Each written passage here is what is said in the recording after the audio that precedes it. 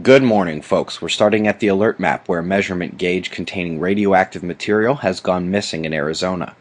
Meanwhile, a shipment of iridium-192 never made it to its final destination, trekking through Nepal, and volcanic warning signs are surging at Mount Merapi. We're also looking at the lower Colorado River, eyes on the bed here. This was an intentional release to rejuvenate the soil and correct other issues caused by overdrawing from the table. It had been drawn off to a trickle. Article recap: Harvard-Smithsonian Center for Astrophysics released this article about a cluster of stars that was ejected from its home at millions of miles per hour. An intriguing exoplanet development comes out of the ESO. Apparently we've directly observed the length of a day on Beta Pictoris b, a mega gas giant orbiting at 8 AU from the naked eye visible star Beta Pictoris. Its day is only 8 hours long. Lastly, on the articles. Folks, the climate records page is still not updated, and it turns out that the same day we broke all these records down to show cold dominating global warming, Stephen Goddard over at Real Science one-upped me and used their data products to prove that we're on the verge of the coldest start to any year on record ever. As you know, the very next day the official site was shut down here. Hasn't happened like that since 2012 when the cold came knocking and we saw about 900 cold records disappear from the books. Abre los ojos. Typhoon Tapa is now back to a tropical storm. The islands north of Guam will be glad to see Uyen candidate number 6 get the heck out of there as it dissipates.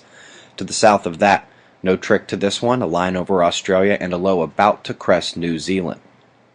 No major warnings in Europe, but a swath coming across from the North Atlantic will have rain and storms. Germany looks to get the worst of it today.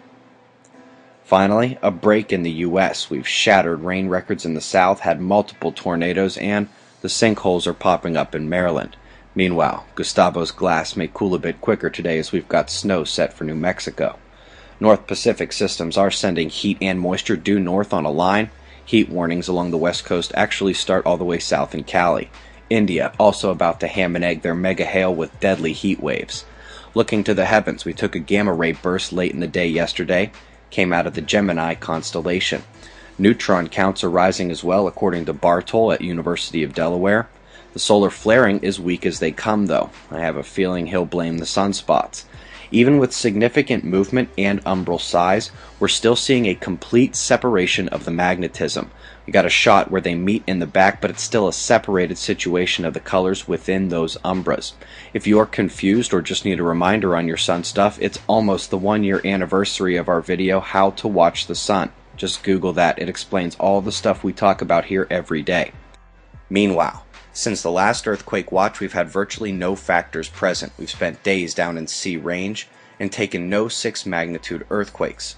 Last night we began to raise the watch back up, marginally based on the space weather. If I'd known the density and speed would continue to rise, I might have gone a bit higher.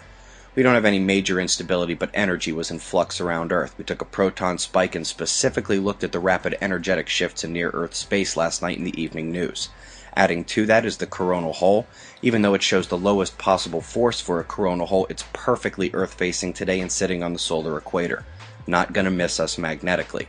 Well, the quakes are roaring back already with that.